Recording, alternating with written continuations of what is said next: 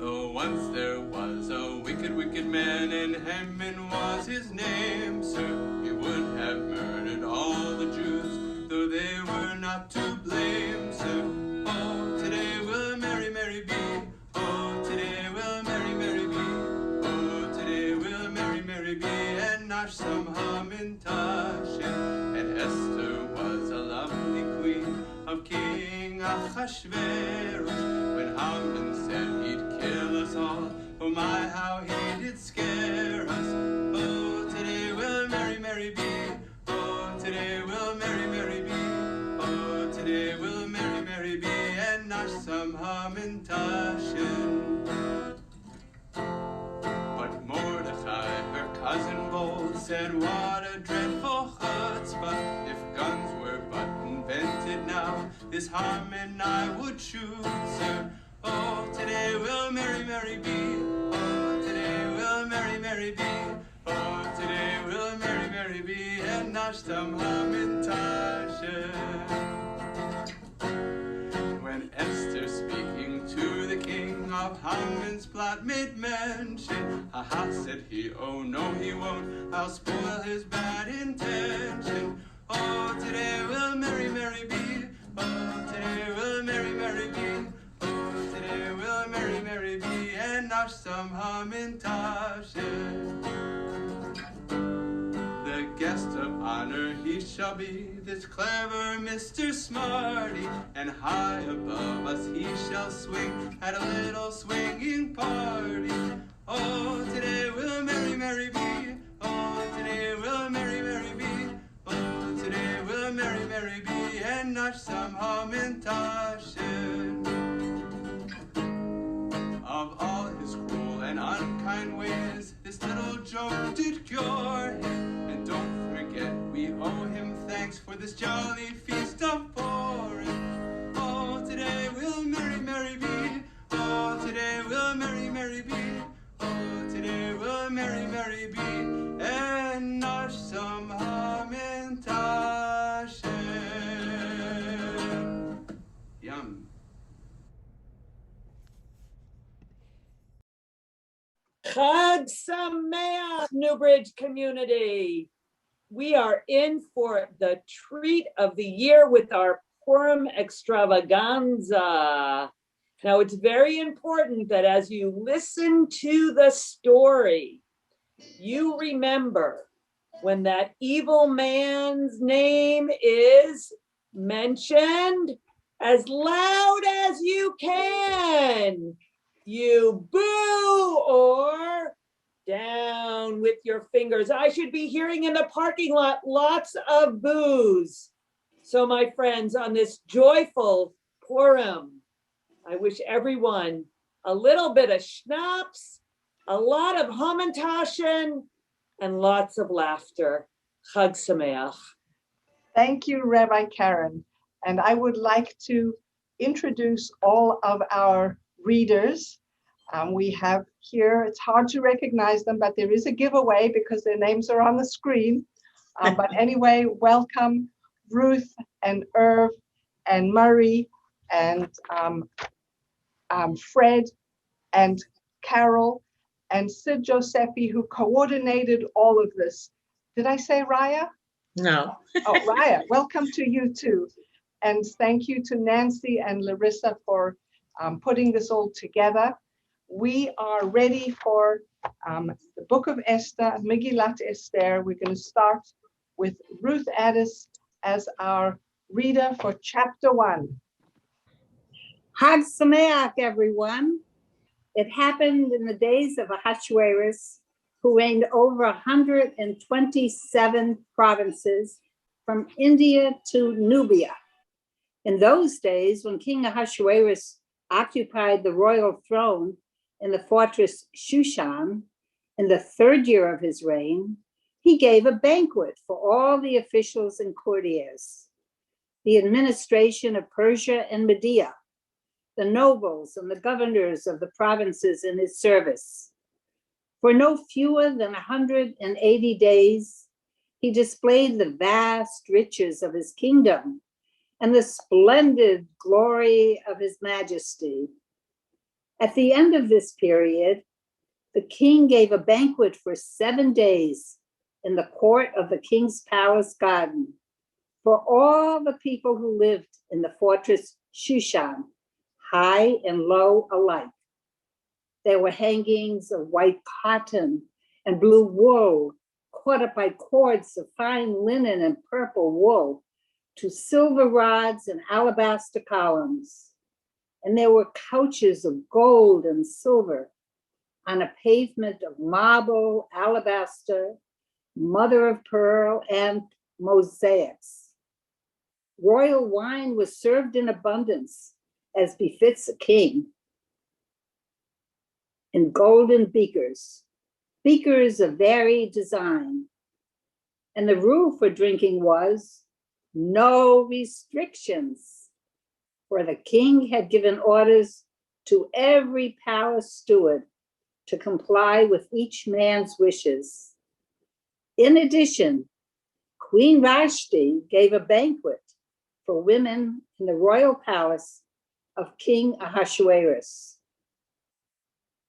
On the 7th day, when the king was merry with wine, he ordered the 7 eunuchs in attendance on King Ahasuerus to bring Queen Vashti before the king, wearing a royal diadem to display her beauty to the peoples and the officials.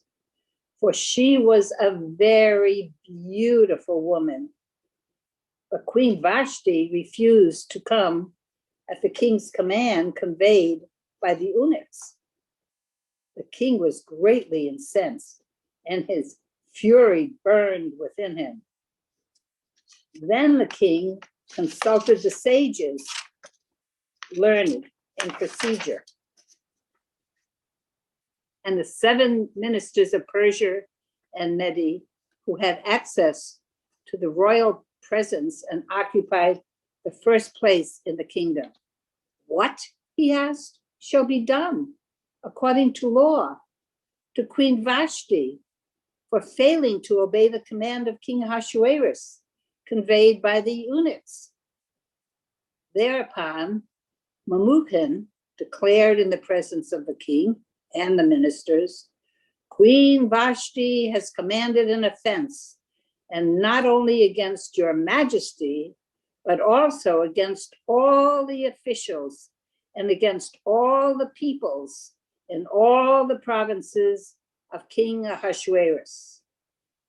For the queen's behavior will make all wives despise their husbands, as they reflect that King Ahasuerus himself ordered Queen Vashti to be brought before him, but she would not come.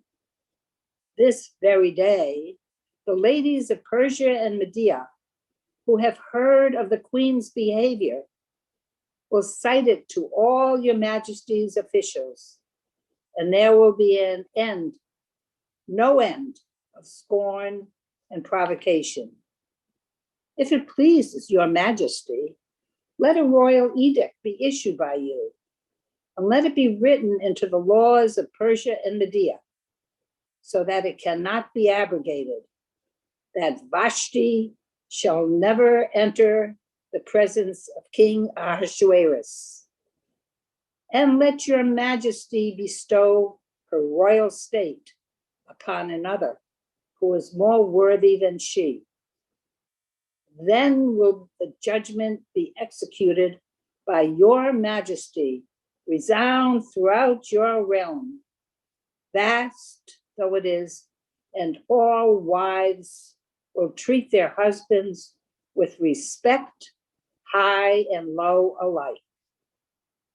The proposal was approved by the king and the ministers, and the king did as Memucan proposed.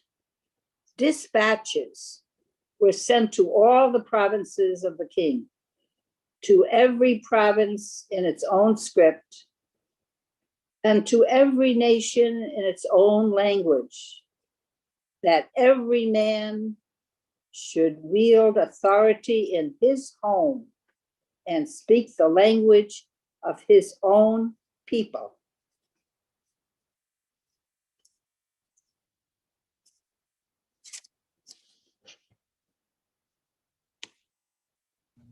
Thank you so much, Ruth. And now Irv Stiglitz will be our reader for chapter 2. Sometime afterward, when the anger of King Ahasuerus subsided, he thought of Vashti and what she had done and what had been decreed against her. The king's servant who attended him said, "Let beautiful young virgins be sought out for your majesty.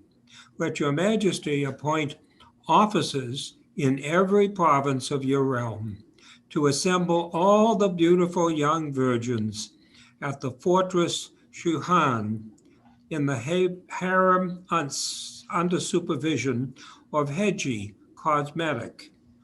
And let the maiden who pleases your majesty be queen instead of Vashti." The proposal pleased the king, and he acted upon it. In the fortress Shuhan lived a Jew named Mordecai. He was foster father of Hadassah, that is Esther, his uncle's daughter, for she had neither father nor mother.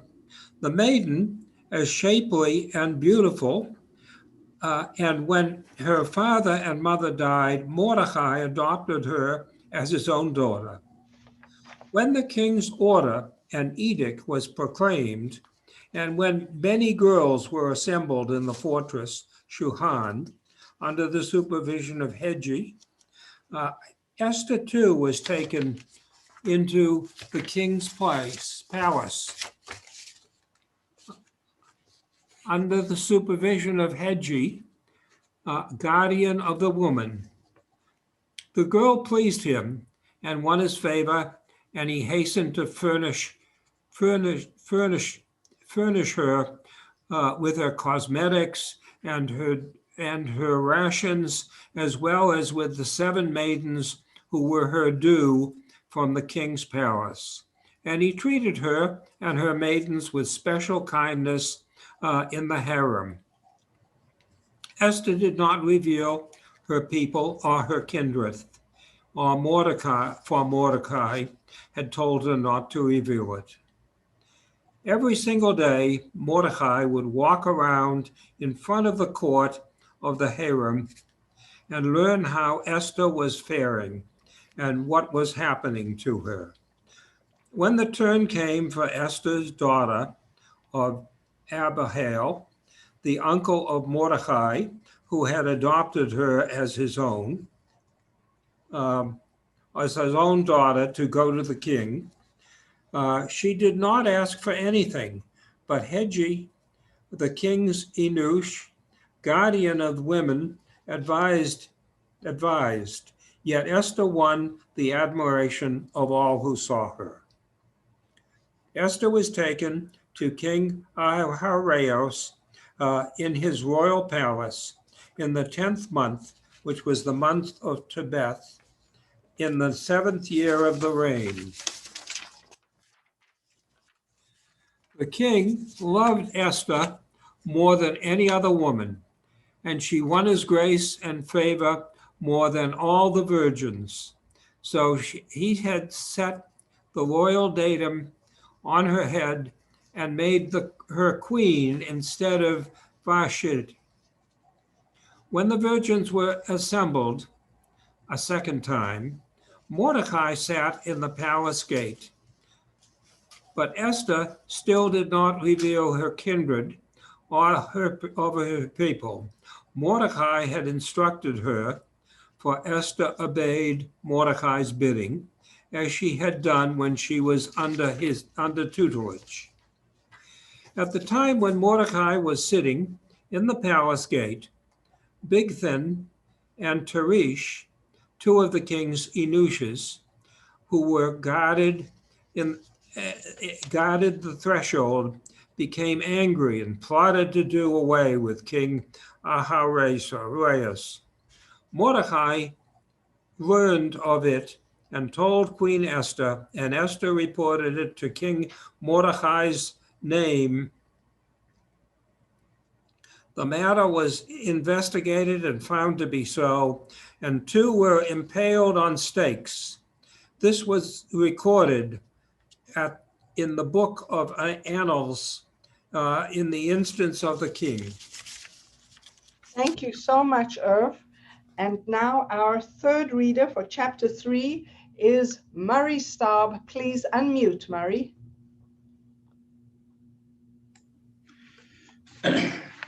Sometime afterwards, King Ahasuerus promoted Haman, son of Hammedatha, the Agagite. He advanced him and seated him higher than any of his fellow officials. All the king's courtiers at the palace gate knelt and bowed low to Haman, for such was the king's order concerning him, but Mordecai would not kneel or bow low. Then the king's courtiers who were in the palace gate said to Mordecai, "Why do you disobey the king's order?" When they spoke to him day after day and he would not listen to them, they told Haman in order to see whether Mordecai's resolve would prevail. For he had explained to them that he was a Jew. When Haman saw that Mordecai would not kneel or bow low to him, Haman was filled with rage, but he disclaimed to lay hands on Mordecai alone, having been told who Mordecai's people were. Haman plotted to do away with all the Jews, Mordecai's people, throughout the kingdom of Ahasuerus.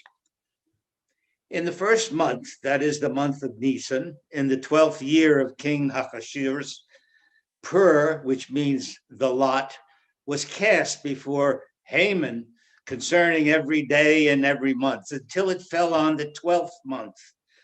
That is the month of Adar. Haman then said to King Ahasuerus, "There is a certain people scattered and dispersed among the other people in all the provinces of your realm, whose laws are different from those of any other people, and who do not obey the king's laws. And it is not in your majesty's interest to tolerate them. If it please your majesty, let an edict be drawn for their destruction, and I will pay 10,000 talents of silver to the stewards for deposit in the royal treasury." Thereupon the king removed his signet ring from his hand and gave it to Haman, son of Hammedatha, the Agagite, the foe of the Jews. And the king said, "The money and the people are yours to do with as you see fit."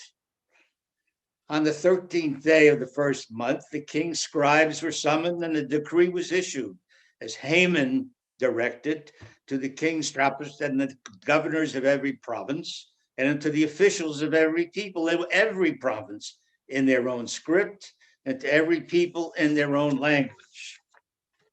Then orders were issued in the name of King Ahasuerus and sealed with the king's signet.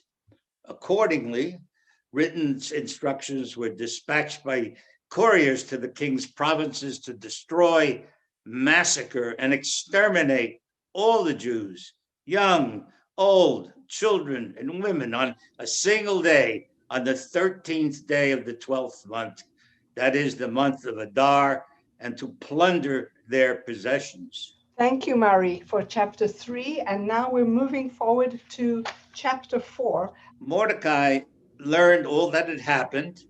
Mordecai tore his clothes and put on sackcloth and ashes. He went through the city, crying out loudly and bitterly, till he came in front of the palace gate. For one could not enter the palace gate wearing sackcloth.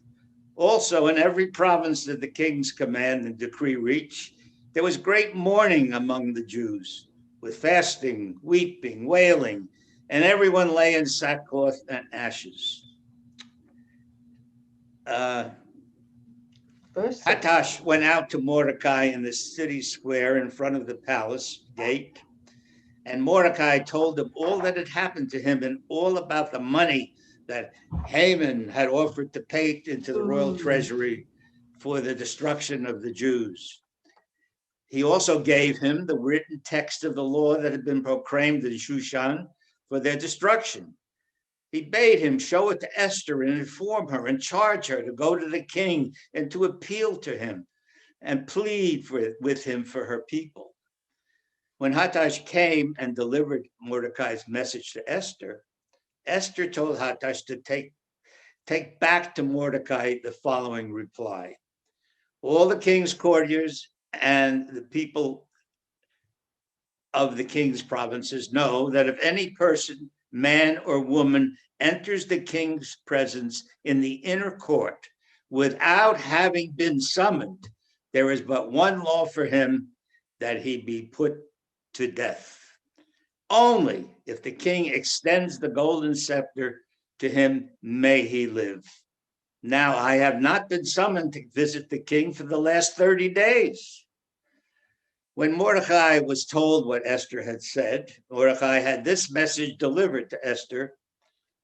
Do not imagine that you, of all the Jews, will escape with your life by being in the king's palace.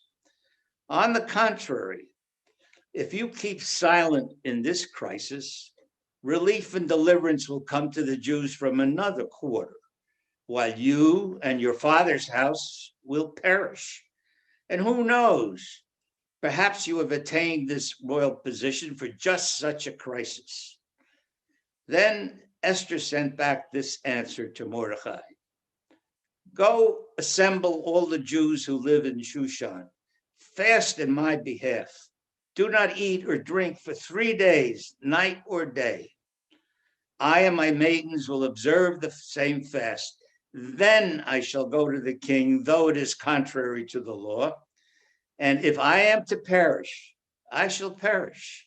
So Mordecai went about the city, did just as Esther had commanded him. Thank you, Murray. And now Fred Ehrlich will please be our reader for chapter 5 and 6.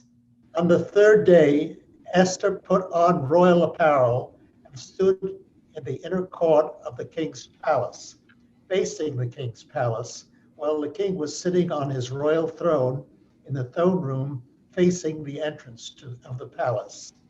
As soon as the king saw Queen Esther standing in the court, she won his favor. The king extended to Esther the golden scepter which he had in his hand, and Esther approached and touched the tip of the scepter. What troubles you, Queen Esther? The king asked her. And what is your request? Even to half the kingdom, it shall be granted you. If it please your majesty, Esther replied, let your majesty and Haman come today to the feast that I have prepared for him. The king commanded, tell Haman to hurry and do Esther's bidding. So the king and Haman came to the feast that Esther had prepared for them. At the wine feast, the king asked Esther, what is your wish? It shall be granted you. And what is your request? Even to half the kingdom, it shall be fulfilled. My wish, replied Esther, my request, if your majesty will do me the favor, if it please your majesty to grant my wish and accede to my request, let your majesty and Haman come to the feast which I will prepare for them, and tomorrow I will do your majesty's bidding. That day, Haman went out happy and lighthearted, but when Haman saw Mordecai at the palace gate, and Mordecai did not rise or even stir on his account, Haman was filled with rage at him. Nevertheless, Haman controlled himself and went home. He sent for his friends and his wife Zeresh, and Haman told them about his great wealth, his many sons, and all about how the king had promoted him and advanced him above the officials and the king's courtiers. What is more, said Haman, Queen Esther gave a feast, and beside the king she did not have anyone but me. And tomorrow, too, I am invited by her along with the king. Yet all this means nothing to me every time I see that Jew Mordecai sitting at the palace gate. Then his wife Zeresh and all his friends said to him, let a stake be put up 50 cubits high, and in the morning ask the king to have Mordecai impaled on it. Then you can go gaily with the king to the feast. The proposal pleased Haman, and he had the stake put up.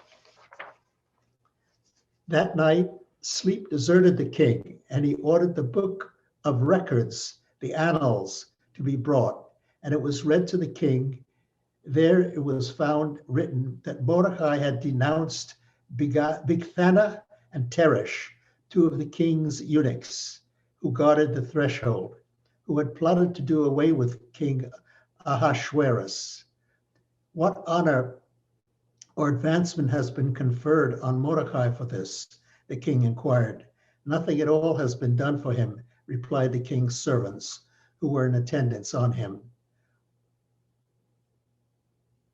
Who is in the court? The king asked, for Haman had just entered the outer court of the royal palace to speak to the king about having Mordecai impaled on the stake he had prepared for him. It is Haman standing in the court, the king's servants answered him. Let him enter, said the king. Haman entered, and the king asked, what should be done for a man whom the king desires to honor? So Haman said to the king, for the man whom the king desires to honor, let royal garb, which the king has worn, be brought, and a horse on which the king has ridden, and on whose head a royal diadem has been set. And let the attire and the horse be put in charge of one of the king's noble courtiers, and let the man whom the king desires to honor be attired and paraded on the horse through the city square, while they proclaim before him, this is what is done for the man whom the king desires to honor. Quick then, said the king to Haman, get the garb and the horse as you have said, and do this to Mordecai the Jew who sits in the king's gate. Omit nothing of all you have proposed. So Haman took the garb and the horse and arrayed Mordecai and paraded him through the city square. And he proclaimed before him, this is what is done for the man whom the king desires to honor. Then Mordecai returned to the king's gate while Haman hurried home, his head covered in mourning. There Haman told his wife Zeresh and all his friends everything that had befallen him. His advisors and his wife Zeresh said to him, if Mordecai, before whom you have begun to fall, is of Jewish stock, you will not overcome him. You will fail before him to your ruin. While they were still speaking with him, the king's eunuchs arrived and hurriedly brought Haman to the banquet which Esther had prepared. Thank you very much, Fred. And now Raya will read chapters 7 and 8 for us. So the king and Haman came to feast with Queen Esther. On the second day, the king asked Esther at the wine feast, what is your wish, Queen Esther?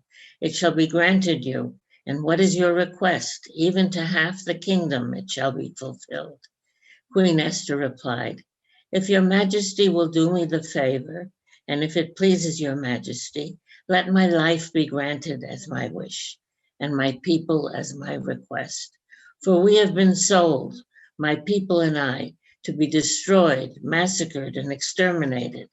Had we only been sold as bondsmen and bondswomen, I would have kept silent, for the adversary is not worth of the king's trouble.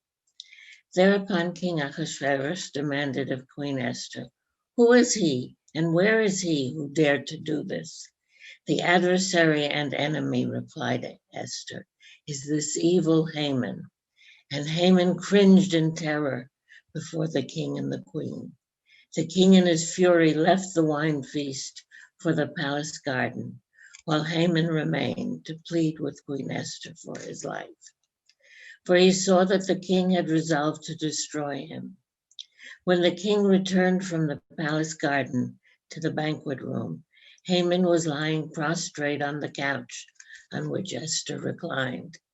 "Does he mean," cried the king, "to ravish the queen in my own palace?" No sooner did these words leave the king's lips than Haman's face was covered.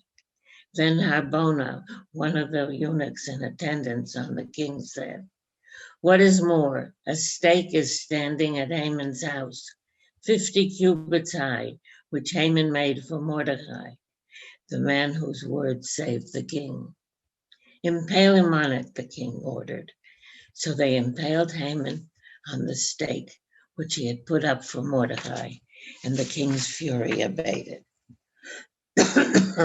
That very day, King Ahasuerus gave the property of Haman, the enemy of the Jews, to Queen Esther.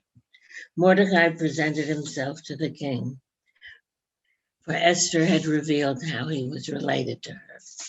The king slipped off his official ring, which he had taken back from Haman, and gave it to Mordecai, and Esther put Mordecai in charge of Haman's property.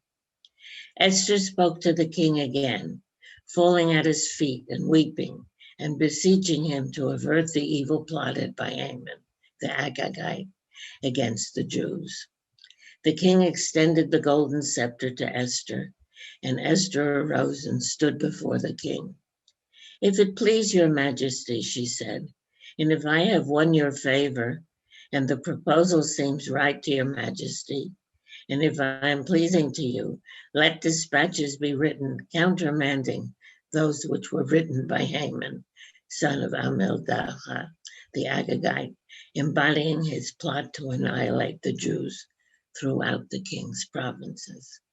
For how can I bear to see the disaster which will befall my people, and how can I hear to see the destruction of my kindred?"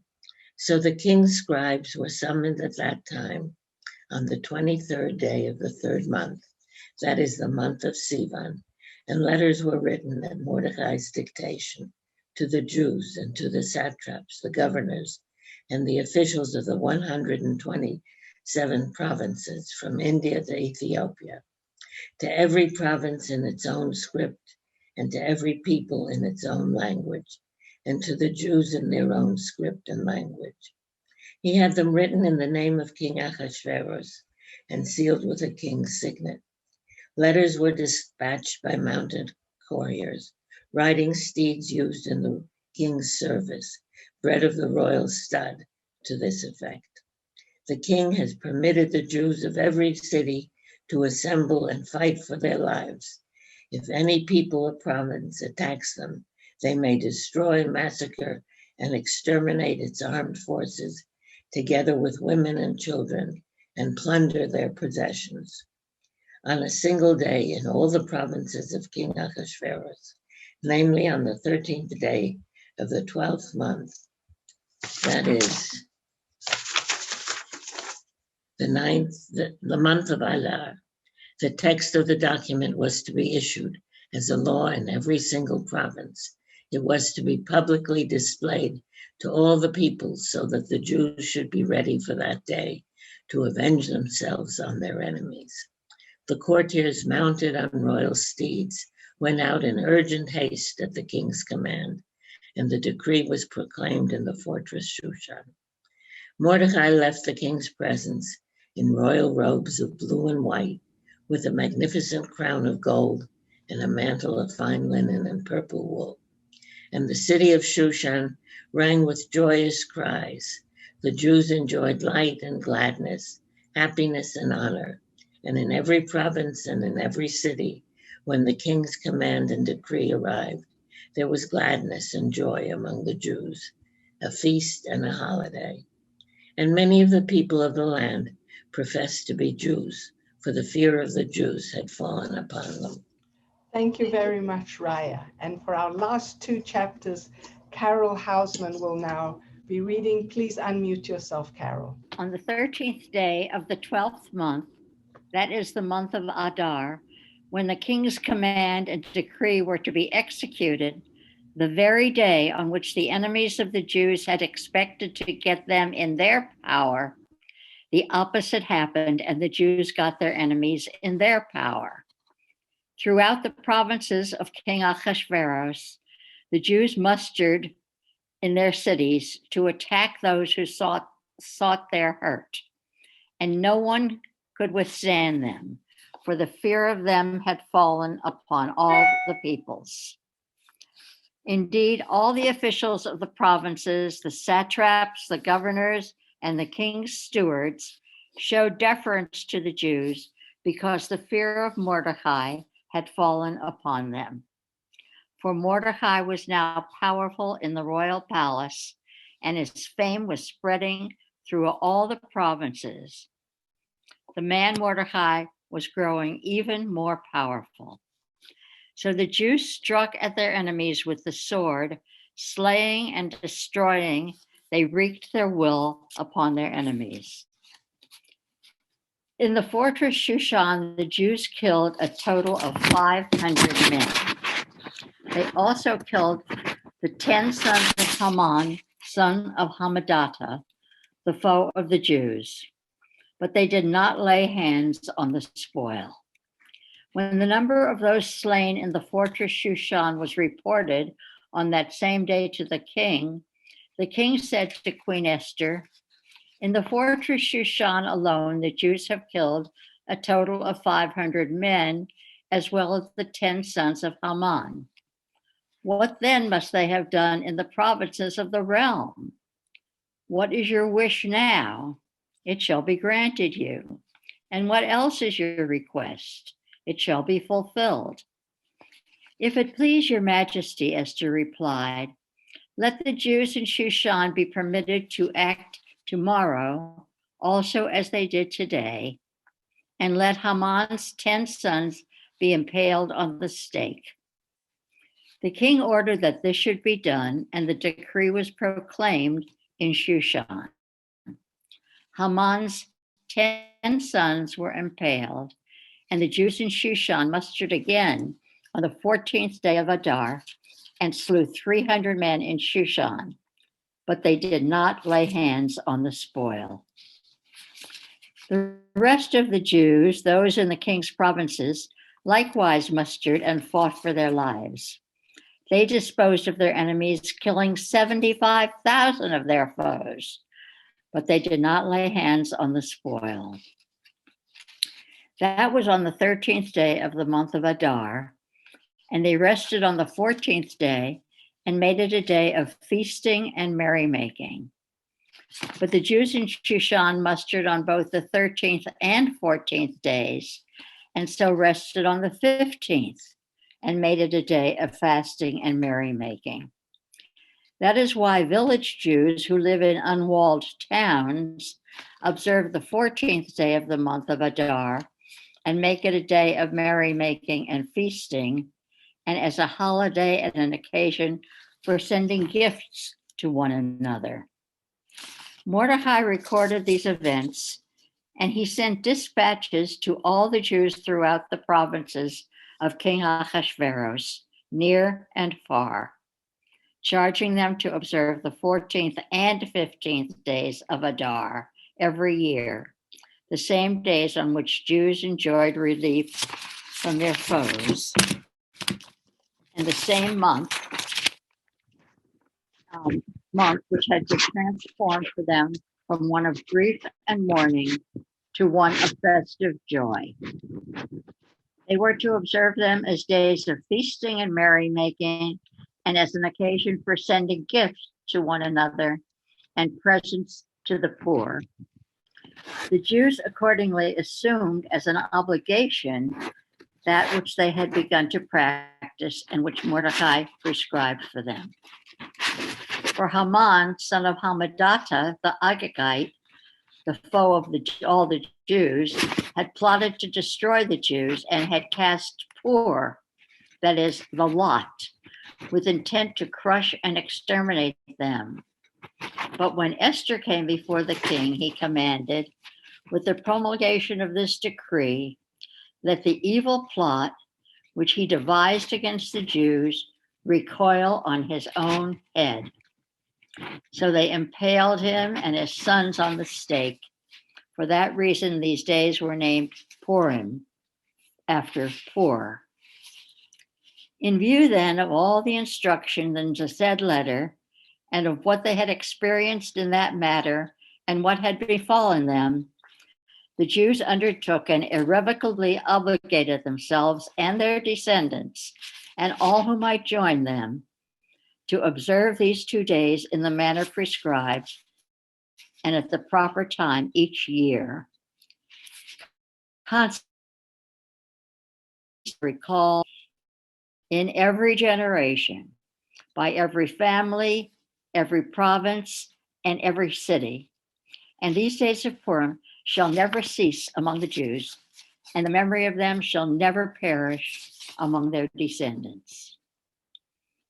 Then Queen Esther, daughter of Abihail, wrote a second letter of Purim to the purpose of confirming with full authority the aforementioned one of Mordecai the Jew. Dispatches were sent to all the Jews in the 127 provinces of the realm of Ahasuerus, with an ordinance of equity and honesty.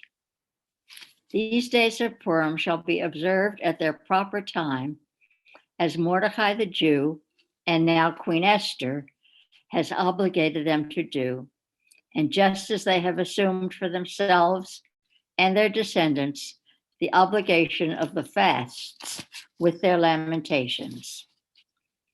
And Esther's ordinance validating these observances of Purim was recorded in a scroll. King Ahasuerus imposed tribute on the mainland and the islands.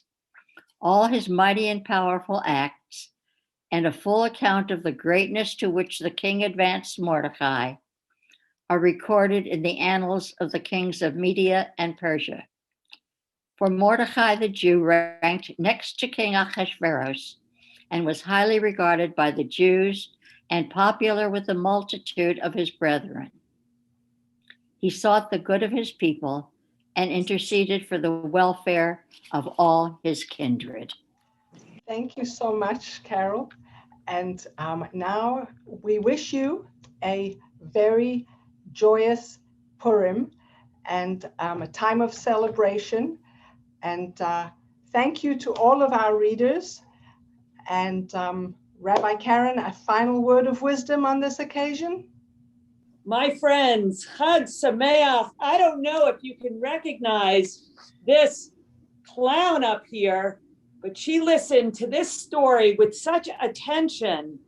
The only thing that was missing is my dog blots out that evil man's name. So we're going to end with this. Tamari, speak. Haman, speak, speak, speak, speak, speak, speak. Haman, speak. My friends, Chag Sameach, reach out to each other on this joyous occasion. If you can't physically be together, pick up the phone, join everyone in this celebration of joy. And as we say, next year, we shall be together. Chag Sameach. Chag Chag Sameach. Sameach.